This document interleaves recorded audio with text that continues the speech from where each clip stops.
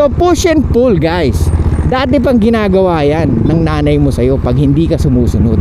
Kaya sa mga lalaki dyan na umaamin, hindi pa kayo nagtataka kung hindi pwede pumayag agad ang babae kahit gustong gusto ka. Kaya nga Brad, sa mga lalaki dyan, pag di kayo pinopost ng EA nyo, alam nyo na, hanggat maaari gusto ng lalaki exclusivity. Kasi ang babaeng gustong gusto ka, talaga mag-initiate ng conversation yan. Hey, what's up guys? It's your boy Sublano Boto.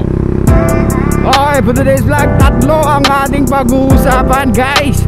So may mga tanong sila, dalawang babae, isang lalaki. Umpisa natin dun sa isa, kasi masayang masaya to si boy. Kasi meron daw siyang ka-situationship, at alam ko na daw kung anong nangyari. Kasi level up na, hindi relationship ha, bembang. So may nangyari na daw sa kanila. So ang tanong niya is, paano daw niya i-maintain yung attraction para patuloy ang kanilang situation. Pero ganda lang, kung paano mo siya na-attract sa umpisa, ganun lang, be consistent. Kailangan maging consistent sa mga pinakikita mo. Hindi ka pwede maging emotional after some time. Yung parang nagiging ikaw na yung possessive, parang ikaw na yung naghahanap ng mga reply niya or ng mga message niya. That's very wrong bro. Walang pinagkaiba yan doon sa nag-message sa atin. Okay naman sila nung jowa niya or nung ka-situationship niya rin. Kaso nga lang, naging possessive siya. Masyado siyang, gusto niya lagi tinetext siya, gusto niya lagi nagre-reply yung babae sa kanya. So nawala ng gana yung babae. Kaya ganun na nangyari. So sa'yo bro, maintain mo lang yung ginagawa mo, kung paano siya na nagkagusto sa'yo sa umpisa. Maintain mo lang yun, patuloy mo lang gagawin yun. At yun nga, hindi mo kailangan lagi, since situationship lang naman yan, hindi naman kayo relationship, you don't need to ask kung nasan siya, kung anong ginagawa niya. Kung nagre-reply siya, then good. Kung hindi, hayaan mo lang siya. Give her time, give her space. At yung sinasabi ko sa inyo let them wonder about you. Hayaan mo isipin niya kung anong ginagawa mo, ano na kaya ginagawa mo, kumain ka na kaya, bla bla bla. Kasi ang babaeng gustong gusto ka, talaga mag-initiate ng conversation yan. Hanggat maaari nga, hindi ano yun wag lang maputol yung conversation nyo. Kahit maya pa kayo mag-usap. Ganun ang babae Brad. Like I said, extractor by nature yan. Pero ayaw lang nila na masyado ang ikaw yung naghahabol sa kanila. Pero once na sila yung naghahabol sa'yo, yun ang gustong gusto nila. Yung mga babae na nagsasabi, hindi, gusto ko ako hinahabol ng lalaki. Hindi totoo yun Brad. Kasi once na nangyari yun, hindi rin sila ganun ka-attracted dun sa lalaki na yun. Masarap lang pakinggan, good on papers, na talagang inaano sila, nilalagay sila sa pedestal, gusto sila. Pero at the end of the day, she will lose attraction or she will lose interest. Kaya bro, maintain mo yan, huwag kang masyadong emotional, and panoorin mo pa yung mga videos natin, marami kang mapupulot dyan, okay? So isa naman, si girl, ang problema ni girl, yung boyfriend niya daw, hindi niya alam kung low-key lang or hindi talaga siya pinopost. Ladies, nasabi ko na to sa videos ko, di ba? Ano sabi ko sa videos ko? Magkaiba ang lalaki at babae when it comes to pag nasa relasyon na. Hanggat maaari, gusto ng lalaki exclusivity, di ba? Ayaw niya na may nakakakita sa'yo, kaya hindi ka niya pinopost. Gets? Gusto niya sa kanya ka lang. Hindi mo ba naiintindihan yun?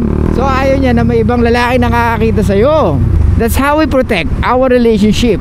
Then you, gets? At sa inyo naman ladies, alam namin na gusto nyo, pinopost nyo kami. Wala namang problema yun, di ba? Kasi gusto nyo sabihin na this man is mine. Yun ang gusto nyo You are proud to have this guy. Kaya nga Brad, sa mga lalaki dyan, pag di kayo pinopost ng EA nyo, alam nyo na. Di ba? Well, nasa sa'yo pa rin nyo. Kung ayaw magpa-post, sabihin mo sa kanya, wag mo ako i-post, no need to. Kasi yun yung mga talagang lalaki na mataas na yung confidence sa sarili, na talagang di naman kailangan yan. Noong unang panahon wala naman yan, pero tuloy ang relasyon. Mas masaya nga pag wala yan wala ganong issue. Totoo naman yun.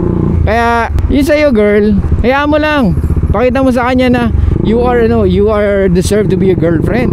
Hindi ka madaldal, hindi ka combative, hindi ka nangaaway. So yung isa naman nag-message sa atin, nagtatanong siya kung effective daw yung push and pull. Sinabi ko na yan Brad sa natin, sa isang content natin, ginawa natin ng content dyan. Pero sige, dahil nag-request ka, pasadahan natin ng isang mabilis. So push and pull tayo guys. So may mga nagko-comment dati sa atin sa push and pull na videos natin is wala daw yung method na yun, hindi daw uubra yun. Kasi once daw na inamin mo na sa babae or sinabi mo genuinely yung nararamdaman mo at gusto nyo yung isa't isa, hindi na dapat gawin yung push and pull. Yes! Pwede yung sinasabi ni Guy, pero not most of the time mangyayari yung sinasabi niya. Okay?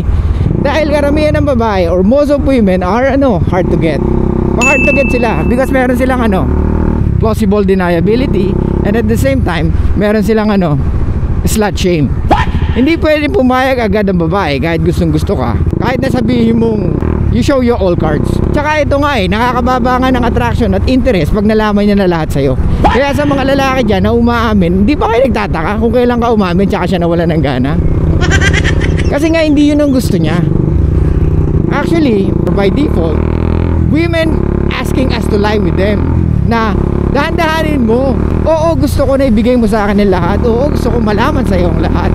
Pero wag mo namang ilathala ang lahat agad-agad kasi nawawalan ako ng gana.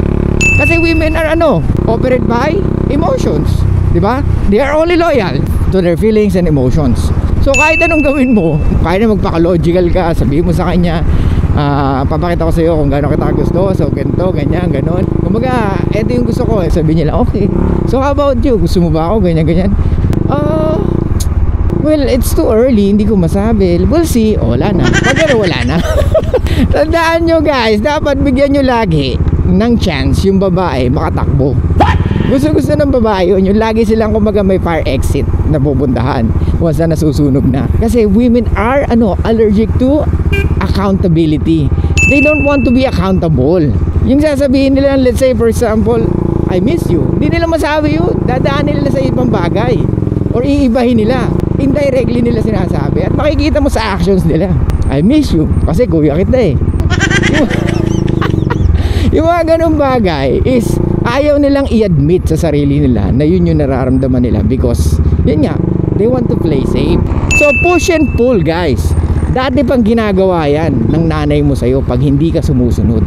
So ang gagawin niya, i-ignore ka niya dahil makulit ka. So ikaw, anong gagawin mo? So hindi ka na magkukulit, tama? Kasi gusto mo yung attention ng nanay mo or yung parents mo. Yun yung parang merong bata, laging hinahanap yung nanay niya. Yun yung time na bata ka pa, lagi ang gusto mo lagi nasa tabi ka ng nanay mo. Because ayaw mo siyang mawala. Parang ganun yung push and pull. It's not manipulation guys. Sasabihin nyo na naman, manipulation lang yan eh. It's not manipulation. Kasi both of you will get benefits. Gets mo? Kumbaga, kayong dalawa din naman magbe-benefits dun sa ginagawa nung guy na nagpo-push siya tsaka nagpo-pull siya. So yung push and pull na yun, it's not manipulation, it's creating attraction. Gets? Para mas tumibay pa.